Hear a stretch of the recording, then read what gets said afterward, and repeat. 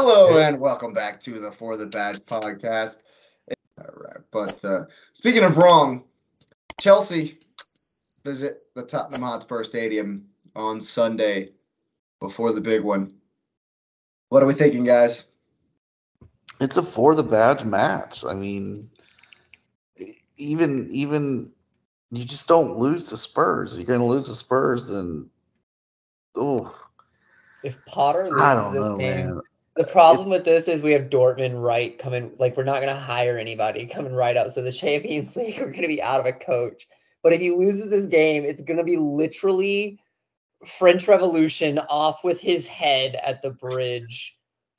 Oh my God! I can't wait for the media cycle for it, because I know they already got it tweeted. They're the headlines. They're just waiting to make sure it happens.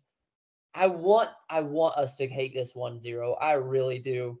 If we lose this game, I might pull a Jake and not watch the next 12, because I there can't. Was some dark day. We've had some dark days. Oh no, dude! These are dark days. These are some dark days over at the bridge right now. Oh goodness. If we lose, we just can't, and that's the thing. I've never gone into a Tottenham Hotspur game nervous. I've always been like, it's Tottenham. We're going to roll them. I don't know who's going to score. I don't know who's going to score goals. And Tottenham scores goals. You bank on Tottenham scoring a goal. Who's going to score a goal for us? Harry's going to get one. Son might get one. Havertz ain't going to get one. We know. Maybe if Son comes off the bench. Maybe. And Conte's supposed to be back now, so he's got to get one for the club. The curse of Conte. If he comes back, they're done.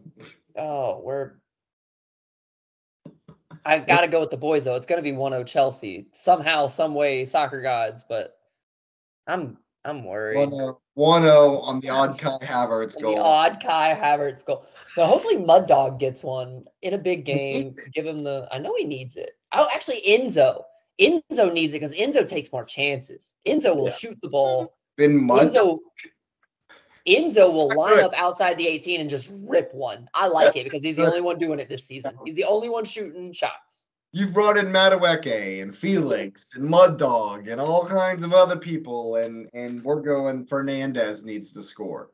Yes. Enzo's the only one taking shots. The rest of them want to dribble it all the way into the goal like Raheem Sterling's running the offensive practice.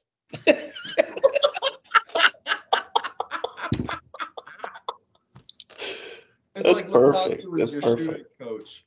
Oh goodness. Speaking of Sterling, he'll be back. Yeah, Silva's back. James is back. Oh, I think Potter fields the whatever he thinks his first 11 is this week. It's gonna be he's gonna come full string. No one knows what Potter's first 11 is. Potter doesn't know what his first 11 Potter doesn't know. That's the biggest problem. Potter doesn't know what his first 11 is. Right. So what's your first 11? I mean, who's your front five? Who are you on? Felix, obviously. Enzo. Fofana with Felix dropped directly behind him. Fofana with Felix dropped directly behind him. Mud Dog on the left. And I would say I would even play Madueke I think he gave the most heart, so I like him over there on the right. I don't see any problems, right? And then put Enzo Kova, make them work together. I don't think Kova and them do well work together. It's the exact same Southampton. But here's the thing: the defense isn't. I'd play Chile, James, Silva, and Badiashile. Yeah. And just let them run. So James is going to make your difference. I think James, but the Chilwell Mud Dog combo will make a huge difference to give them time to connect to each other, because Cucurella won't connect with Mudryk. Wasn't that how you started versus Southampton and didn't do anything at all? I'm just saying, I mean, maybe it's just another game, more reps, more time, right. Maybe they'll be able to. That'd be my first 11, because I don't know who else you're going to field here. I mean, unless Conte's 100% healthy and back, he's the only one that slides in other than over Kova, right? Over Kova, right. Yeah. Not Ruben Loftus-Cheek over Kovacic? Do not play with me, Jake. Ruben's looked good though. Ruben can get shipped off in whatever container Madagascar is heading to, just like my boys in. Oh God! If Madagascar is the movie, actually, yeah, no, he can get shipped off like them. Yeah, no, straight with the lemurs. I don't care. I don't care where Ruben Loftus-Cheek ends up playing. Just not at the bridge, please God. Goodness. Not at the bridge. My thing about Ruben Loftus-Cheek is this. While, yes, he's good, we still look at him like he's a youngster. He's not. My man's almost 29, 28 years old. He plays as if he's still 20, 21. He makes the same mistakes as he did when he was fresh out of the academy. Sorry, he's been hurt and he keeps having to take these injury leaves where he doesn't get the time, he doesn't get the development that he needs. But again, if I'm looking at a stat sheet, I'm going to play the 21-year-old over Ruben Loftus-Cheek every day of the week because at least he shows more promise and developmental skill. Ruben Loftus-Cheek has been the same exact player as he's been 5 seasons ago. Like, that's just my only problem with Ruben is there's no progression. Well, what do you think, Patrick? You think old Aries gonna do one? I think he'll score. But I think Chelsea has had so much upheaval this week after Southampton that they'll put in a performance. I'm going to go 2-1. Trust in the Blues. I mean, what is it? What's going to make the difference? I mean, if you think about it, there's been, I think, one, the rest is going to help them. I think, two, there's, again, a little bit more of a building, and it was rock bottom last week. I mean, it truly was. It was terrible. You've got all these rumors going around, and, you've got the club coming out and saying, oh, everything's fine with Potter. We're not going to get rid of him, this, that, and the other. And it's Tottenham. I mean, I get that it's hard to get up for Southampton because they're last in the league, but this is Tottenham on the road at Tottenham. You don't lose to Tottenham. What, Lewis? They're in 4th place. They're fourth. They are in 4th place. We just lost to last place.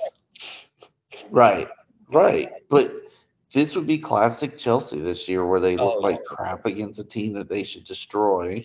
And then they come and they play really well against a team that they have no business playing well with. That's been our problem really as a whole in the last 10 years. When we lose the league, when we end up in these positions, it's because we lost to every bottom table team ever, and we show up against every top flight game we can, and we make a show out of it. We still end up in 6th or 7th because we lost to Bournemouth twice. Yeah. I get it. It's been a crux of ours for the yeah.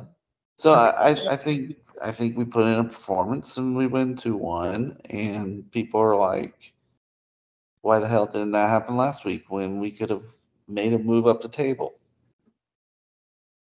I think y'all might need some individual brilliance to kind of give you a spark to kind of get you going, maybe Felix. Maybe have something from Felix that can kind of give you a lift, because y'all need something. We need something. We got to. Bad. And so I've gone with a real heart pick. I think it's just fun to cheer against Spurs. So I'm going to echo that, Patrick. I'm going 2-1 to the Blues. I think they'll get up for the derby, and maybe they'll kick Kane a few times. I'm sure Silva will have some choice words for him. Oh, of course. But what do you think, Lewis? The last time Spurs beat Chelsea was in 2019 in the EFL Cup.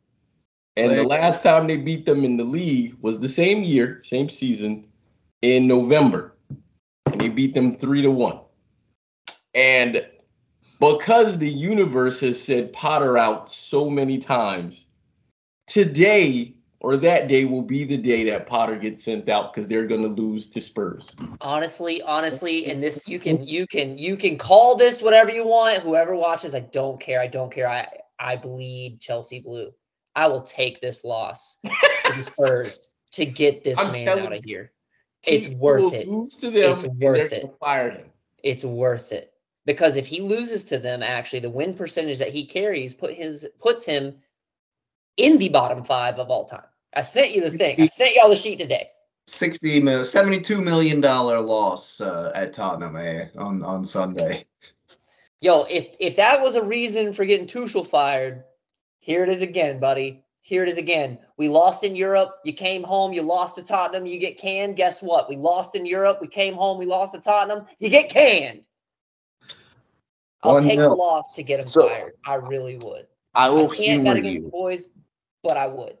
I will humor you and say Potter goes out after this match because we lose, okay? Who replaces him? No matter. ZZ, baby. ZZ.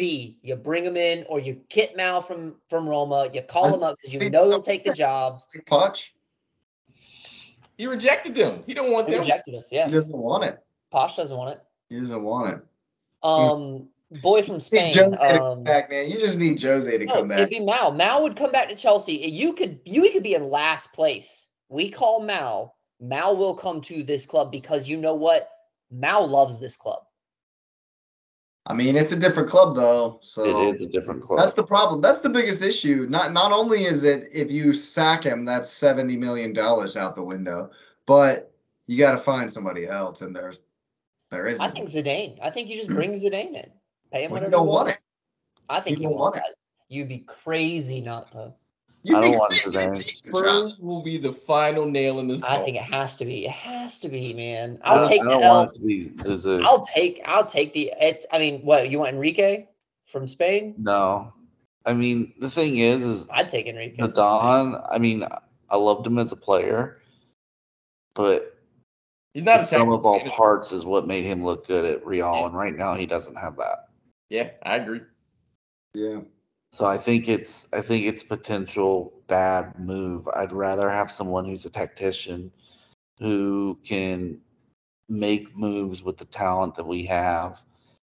You know, I know you love Tuchel. Maybe they make up and he comes back. I don't. Joel, I would wake up I would eat my cleat. Oh my gosh. Never. No, I'm saying, you know, but you're going to need someone like that who's a tactician. You're not going to need a Zidane and I don't like Enrique. I never really have. I think he just lived off of the success that Pep had built over time. Do we get someone from Athletic? I don't know who other than Marino. I don't know who else. Bro, I'm telling you right now. Mal, baby, you got to bring Mal fans back. Won't want that either. I'm telling you. You got to bring Mal back. You got to bring somebody like. I mean, Chelsea did it when we were all. I down got a dirt. person. They appointed John Terry. No, that's not who. Who you got? I kept hearing you, and I kept hearing Germans. Jurgen Klinsmann. No, he's again. No. He just took. He's about to take the South Korea job anyway. Oh really? Oh yeah. But that means he's willing to come back to manage it. I just read that the only thing stopping him is like he's still deciding if he wants to live there. But I just read a thing that he's in talks with South Korea. That means Chelsea will call him and say, "You want to live in London, mate?" Nah, he's former Spurs. He's former Spurs. Not a chance. Final nail. And I can't stand Jurgen Klinsmann. He's a former Spurs player. Not a chance. I knew I didn't know the reason. No, I don't know. I don't know who. I mean, I really don't.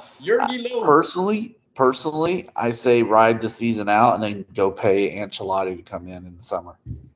Yo, you know how much you're gonna have to pay somebody to bring in when Chelsea's in 15th place, like 13th place in the league and out of Champions League, and now we're not even going to be playing in Europe. Like, who's going to take this job if we do not salvage? He did go to Everton. He played. He was there, what, 3 seasons, right? 3 seasons over, 4 seasons over at Everton. And Chelsea. he's not renewing it in Real. No. It's a must-win. Chelsea It must. is. It Definitely. is.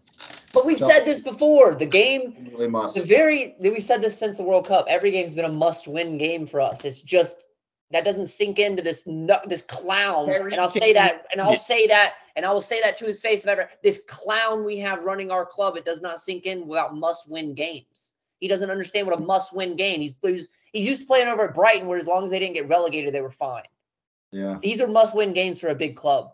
He'll come in and he'll lose to Tottenham, and I hope to God it's the last straw. Well, there you have it. The fans will be mad. You heard it first on the For the Badge podcast. Riot. If I lived in London, I would stage the riot at the back.